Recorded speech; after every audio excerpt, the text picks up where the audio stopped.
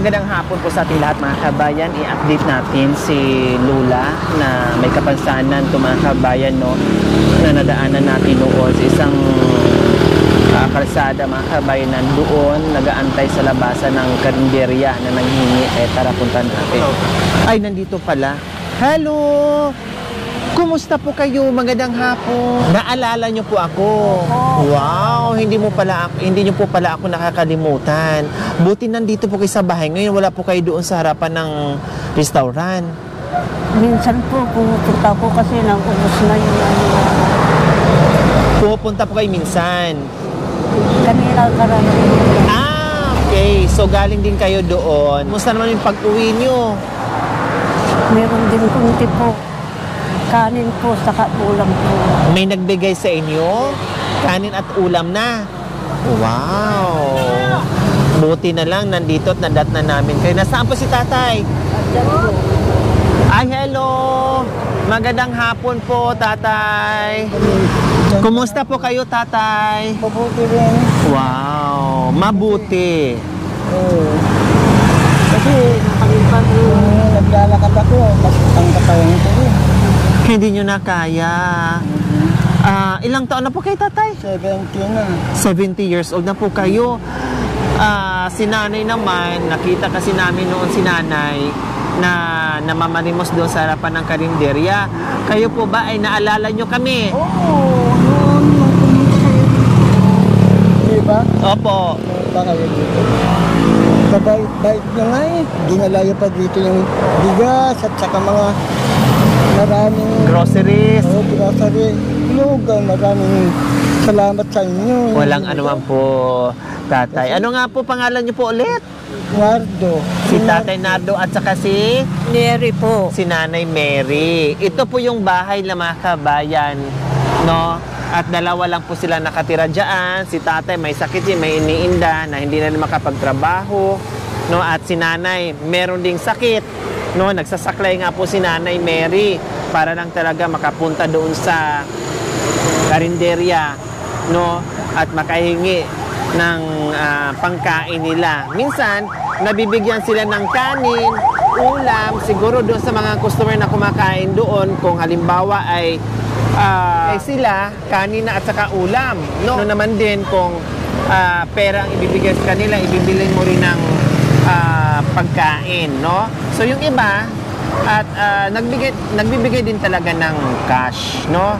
Para siyempre kailangan dito na ni nanay yung bigas, yung ulam nila pang araw-araw, etc., etc., plus vitamins, plus gamot nila, kung meron silang mini-maintenance, yung mga ganon. Kaya talagang kung bakit ay puro seniors halos yung mga tinutulungan ko, kasi sila yung mga dapat tulungan natin dahil mahihina na, no? Despite sa kanilang edad o sa sakit nila, ay talagang gumagawa pa sila ng paraan para hindi sila magiging pabigat doon sa mga anak nila, dahil yung mga anak nila ay hirap din sa buhay. Kung meron mang bigay, okay. Kung wala, okay din. Kaya silang mga matatanda o itong mga may edad na, yung mga seniors natin, ay talagang naghanap buhay pa rin sila. Kaya Diyos ko, maraming mga seniors ngayon na kawawa talaga, no? At patuloy pa rin sila sa paghanap buhay. Dati po, Tatay Nardo, ano pong trabaho nyo? Oo, kargador, tapos naglilinis sa mga karsada, ganyan. Kargador ng Palay, bigas. sa bukid po. Yun po talaga yung trabaho nyo noon. Oo. Nung hindi na po kaya, siyempre hindi na kayang magkarga. Oo, di ko na kaya, sabi ko sa mga manager ko, di ko na kaya, boss, matanda na ako. Opo. Kasi ang bibigat din ng isang sakong palay, Tatay Nardo, di ba po? Tapos minsan ipapanik mo pa, ikakarga mo pa doon, aakyat ka pa sa hagdanan, ano bang tawag doon, yung inaakyatan? Ikamada pa. Itataas mo pa, kaya mahirap sa edad nyo, talaga hindi na kaya. Pero si Nanay Mary naman, no, Na-stroke kayo, Nanay Mary. Opo. Tama. Oo. Kumusta na ang pakiramdam nyo ngayon? Nagpilay ako. Pilay-pilay pa rin po kayo. Nagsasaklay pa rin po kayo. Talagang araw-araw, halos araw-araw po kayo pupunta sa restaurant. Araw-araw pumupunta. Ngayon lang. Ah, Kasi sumadalang na. madalang na po. Kasi wala na kami. Kung talagang wala na kayong ano ba, masasaing, wala nang pera, so lalabas kayo, pupunta kayo doon. So ayan po mga kabayan. No, o kumusta naman po kayo ngayon? Kumusta naman po? May masaing pa, may makain pa. Pag wala na kami kain. Ha? Hindi na ako pumunta. Wala na kami pagkain.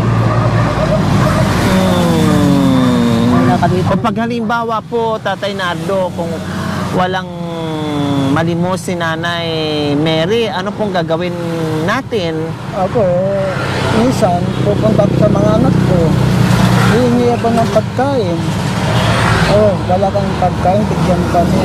Anak, sabi ko, dalawa kay nanay mo. Kung wala ka, kung meron kayong pagkain, bigyan kami. Opo. Kung talagang wala ng choice. Kung wala kayong pagkain, di pira-piras tayo, hindi ko kumain ka ko. Pero di pwede naman di tayo kakain. Kahit umuutang tayo, kako naman. Opo. Yung mga anak ko. So ayan po mga kabayan, kung halimbawa wala talagang bit-bit si Nanay Mary, pupunta sila sa mga anak, no? Hihingi sila. Siyempre, kahit gaano kahirap yung mga anak, kung talagang gusto mo magbigay, kung ano yung meron ka dyan na pwede mong i-share dito sa magulang mo, no? Halimbawa isang salok na bigas, no? Isang saingan na bigas, tapos tatawid ka na naman sa isang anak, doon na naman isang saingan na bigas, no? Isang sarap yung mga ganyan. Kaya nga lagi ko sinasabi, pag maraming anak, pag pare-parehas hirap sa buhay, ang gagawin, no, tulong-tulong na lang. Yung isang ina, yung isang anak, isang pirasong isda, yung isang anak naman, isang salok na bigas, no? Yung isang anak naman, 5 pirasong tuyo, isang pirasong isda, yung mga ganon.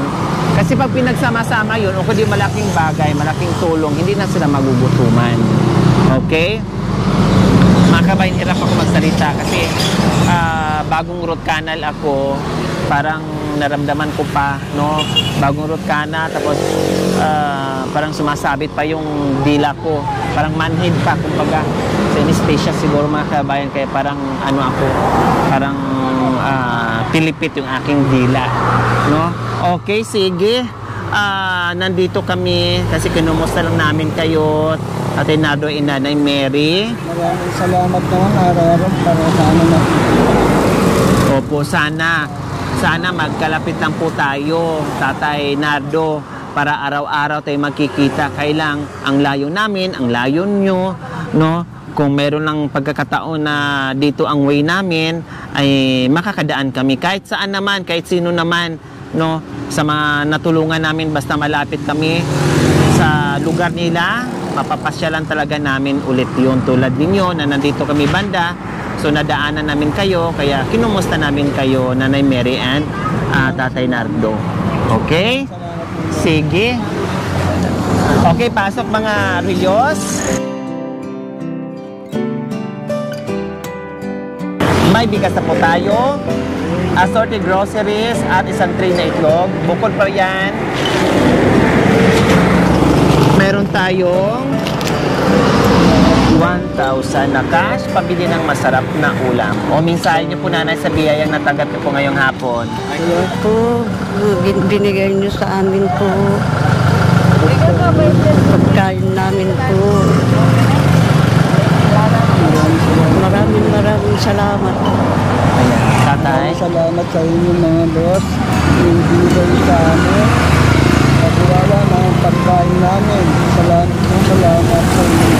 Ayan, walang anuman, alam namin itong aming pagmamahal kasama ang aming mga sponsors, subscribers, followers na talaga hindi nagsasawang magsuporta sa aking munting adikain sa channel ko mga kabayan. No? Congratulations sa ating lahat dahil sa inyo ay tuloy-tuloy po yung ating misyon, pagpapasaya sa mga singers natin mga kabayan. Kaya maraming salamat po sa ating lahat.